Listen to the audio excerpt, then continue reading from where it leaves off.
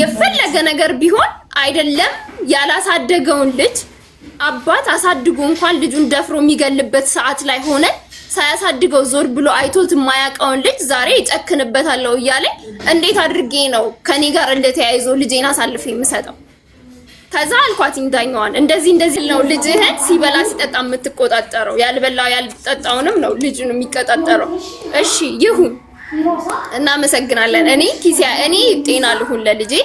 ከዛ ያለፈ ደግሞ 70 ምናምን ሺህ ብር ከዛ ልጁን ባገኘው ቁጥር 1500 ብር አወጣለሁ አለኝ። ባገኘውት ቁጥር 1500 ልጁ ማለት ምንድነው የሚበላው? ይሄን ያህል 1500 ብር ያው እኔ እንደው ይሄ እዚህ ጋር የተጻፈው በሙሉ እሱ እንትን ያለኝ ነው። ይሄ ሁሉ ማለት ነው 70 ሺህ ብር ከ70 ሺህ ብር በላይ አውጥቻለሁ። ከዛ ደግሞ ካልኩሌት ያደርጋል ማለት ነው።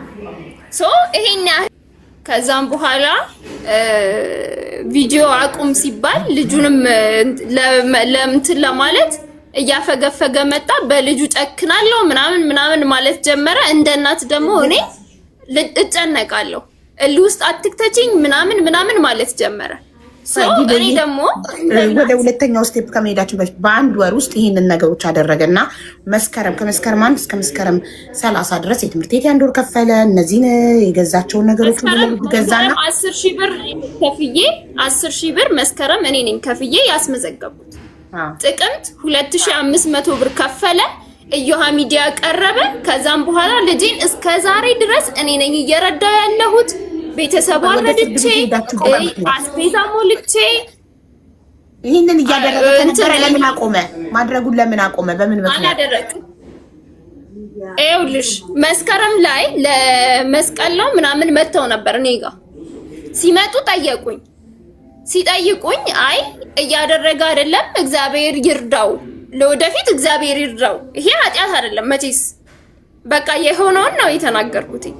ከዛ እየረዳው ነው የሚለውን ነገር እንትን ለማለት ተመልሶ መጣና እንትን አደረገ። የልጁን የትምህርት ቤት 2500 ጥቅምት 5 ለምን ጥቅምት 4 ከፈለ። ጥቅምት 5 እዮሃ ሚዲያ ቀረበ። ከዛ ቤተሰቧን እየረዳው ነው አለ፣ በገዛው አለ። ከዛም ባለፈ ደግሞ ምንድነው እናቷን ረድቼ ልጄን ከምችለው በላይ ነው እያሳደግኩት ያለሁት። የልጅ የትምህርት ቤት እስከዛሬ እየከፈልኩ ነው። የሌለ ታሪክ ሄዶ አወራ። ከዛ አይ እንደዛ ከሆነ እውነት ለመናገር እኔ በጣም ነው የከፋኝ። ምክንያቱም አሁን ገባኝ እያሳደግኩ ያለሁት አንድ ወር ረድቶ ጥቅም ደግሞ የራሱ ጉዳይ አይነት ነገር ነው ሲመጣም የሚያወራው ገባሽ? ህግ አልፈልግም፣ ህግ ጋር አትድረሺ እና ከዛማ በቃ እሱም ሲያጣ መጥቶ እኔ ጋር በልቶ ጠጥቶ እንትን ብሎ መሄድ ነው ሐሳቡ። እኔ እንትን አይደለም ራሴን ሸጬ አይደለም የምኖረው። የተከበረ ስራ ሰርቼ ነው እየኖርኩኝ ያለሁት። ማንም እንደሚያስበኝ አይደለሁም። ዛሬ ጋር እዚህ ጋር እንትን ስል ዕውቀት አልባ አይደለሁም። ትላንትና ደደብ ምናምን ተብዬ ሲሰድበኝ እሱ አፉን ሞልቶ ደደብ ብሎ ሲሰድበኝ አደባባይ ወጥቶ አልቅሶ ነው ይቅርታ የጠየቀኝ። እውነት ቢሆን ደስ ይለኝ ነበረ፣ ግን እውነት አይደለም፣ ውሸት ነው።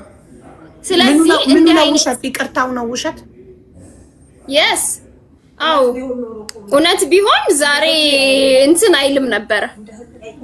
ልጁን ለመርዳት እስከመጣ ድረስ ልጁን ነው ሰፖርት። እዛው ጋር ደግሞ ብየዋለሁ፣ የማይካድ እውነት ነው። ልጁን ትረዳዋለህ ከመጣ ዲኤንኤም ማስመረምረው ልጁን ትረዳዋለህ።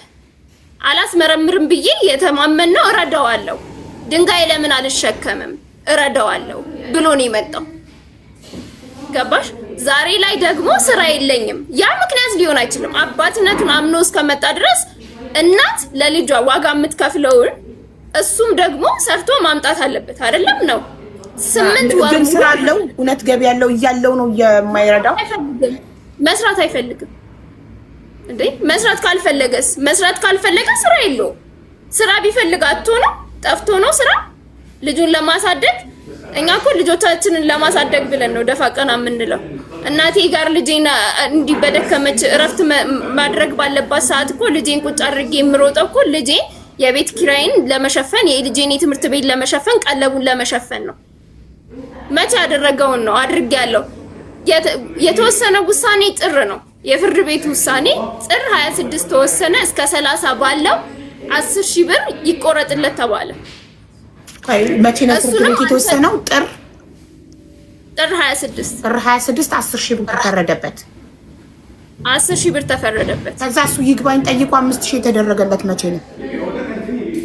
ቆይ እንትን ልድረስልሽ። ልዩነቱን የስንት ወር እንደከፈለ ለማየት ነበር። 10,000 ልዩነቱን ቆጥር እንትን ነው ይኸውልሽ፣ እስከ ጥር ድረስ ምንም አልከፈለም። ጥርም አልከፈለም ሲጀመር ማለት ነው። ጥር እስከ 30 መክፈል አለበት ተብሎ አልከፍልም ብሎ እንትን አልኩለት፣ ቴክስት ጻፍኩለት አካውንቴን እና እስከ 30 ባለው መክፈል አለበት ተብለሃል።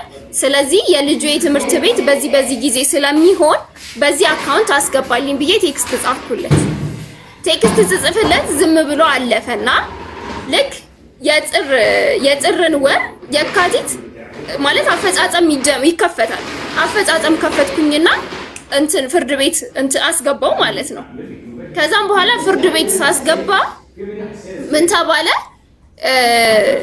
የካቲት 24 ተቀጠርን። የካቲት 24 ተገኘ።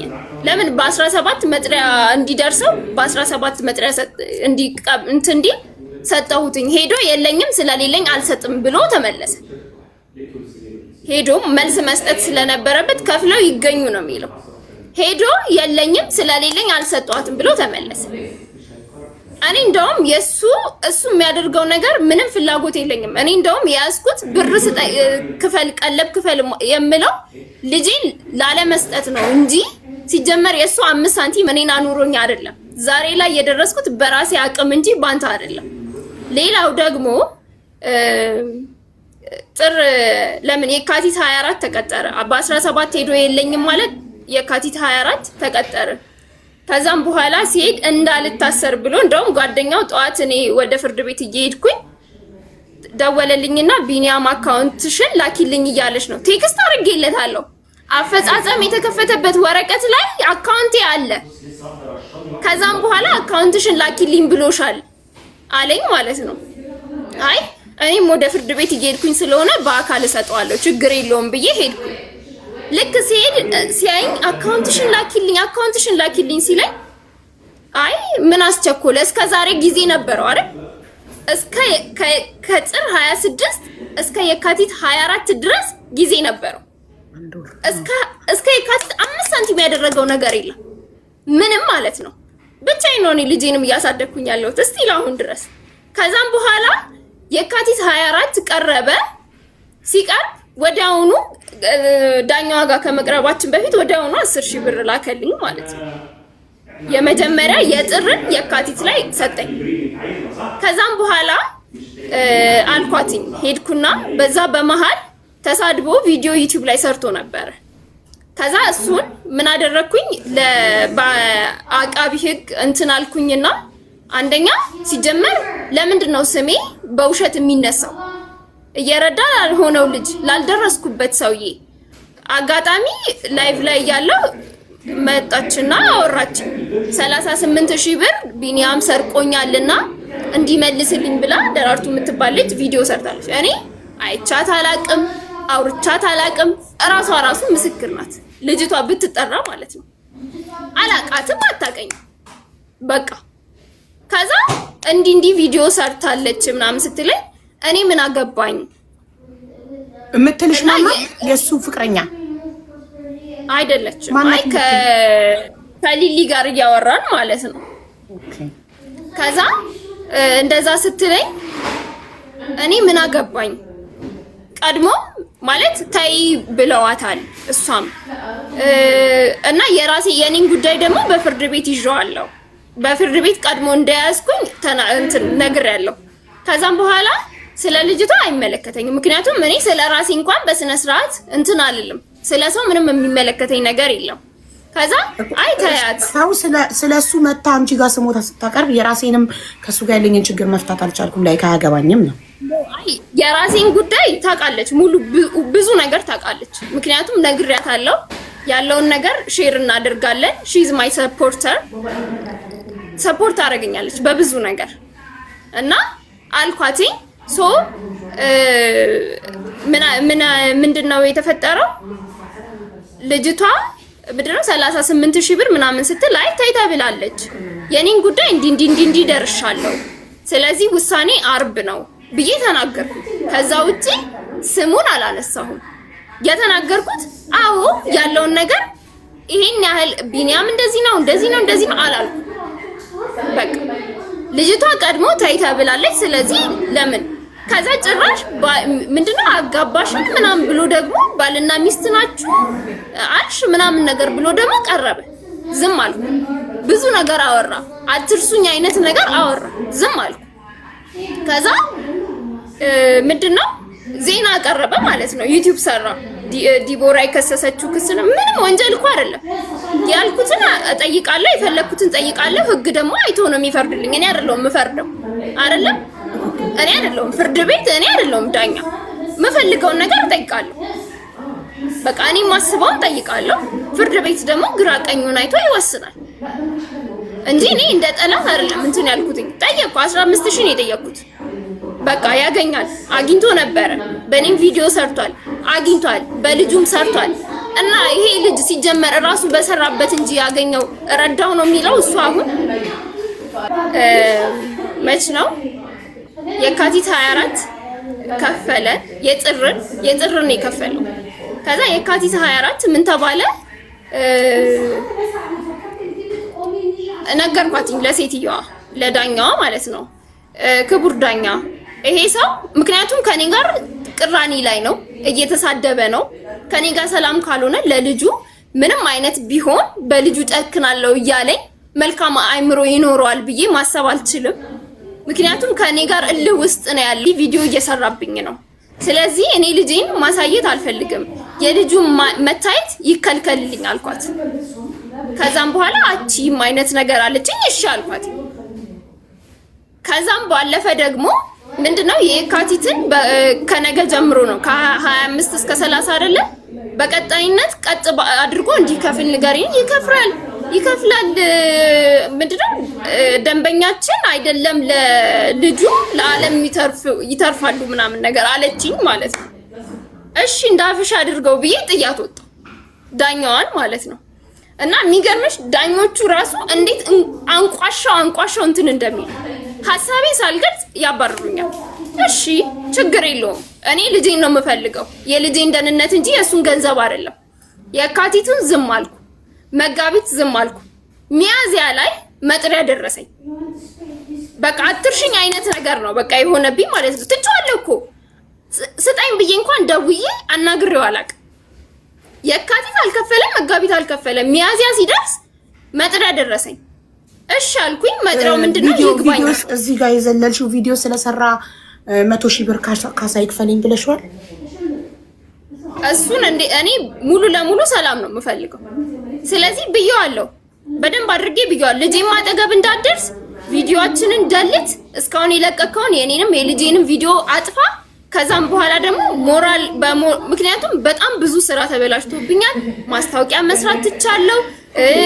በጣም ብዙ ሰው ይደውልና አንቺ ባለጌ እንዲነሽ ለምን እንዲህ ታረጊዋለሽ ምናምን እማይሉት የለም፣ እየተደወለ ማለት ነው። እኔ ለማስታወቂያ ብዬ ነው ስልኬን ባዮ ላይ ያስቀመጥኩት እንጂ ማንም እየተነሳ እንዲደውልልኝና እንዲሰድበኝ አይደለም። ይደውሉና እንዲሆንሽ በዚህ ወጥሽ እንደዚህ ታረጊዋለሽ እንደዚህ ሆንሽ። ከዛ በጣም አሰብኩኝና ስራ መስራት አልችልም፣ መቀጠርም አልችልም፣ ምንም ማስታወቂያ መስራት አልቻልኩም። ከዛ ሲደውል በጣም ሲያስጨንቀኝ ውል አዘጋጅ አልኩት። ልጄ አጠገብ ላልደርስ አጠገባችሁ ላልደርስ። ከዛም በኋላ ህጉን እንትን ስል ስም ማጥፋት ወንጀል በሞራል ካሳ ምናምን ብቻ ሳልፈልግ ህግ አጥንቼ ቁጭ ብያለሁ። ብዙዎቹን ማመልከቻዎች እኔ ነኝ የምጽፋቸው ብር ስለሌለኝ ማለት ነው። እንትን አልኩኝ፣ ማጥናት ጀመርኩኝ። ከዛም በኋላ ጻፍኩኝ፣ ውል አዘጋጅ፣ እንዲህ አይነት ውል አዘጋጅ፣ የሞራል ካሳ ፈልጋለሁ እኮ 100,000 ብር ካሳ ቪዲዮ ስለሰራህብኝ አልሽ። አዎ ቪዲዮንም አጥፋ፣ የልጄንም የኔንም ቪዲዮ አጥፋ። ስለዚህ ልጅሽም አጠገብ አልደርስም፣ እንዲህ ብለክ ቪዲዮ እንትን በል። አንደኛ የይቅርታ ቪዲዮ ስራ አልኩት። ሁለተኛ ደግሞ ወላዘጋጅ ሽማግሌዎችን ይዘህ ስትመጣ 100 ሺህ ብር ይዘህ ነው አልሽው። አዎ አልኩት። ምክንያቱም በቃ በጓደኞቹ በምናምን በቃ የማያስደውለው የለም የማያስደውለው። እኔ አንዳንድ ጊዜ ሲደውሉ ሁላ ሰው ሁላ ሲደውል ልኳቸው ነው እንዴ ነው የምለው። ኢቭን ኮሜንት ማለት ነው ማለት ሰው አደባባይ የወጣ ነገር ነው አይደለ? እንዲህ የተፈጠረ ነው በህይወቴ በዚህ ሰው ምክንያት። ስለዚህ እንዲህ ቢፈጠር አሁንም ቢሆን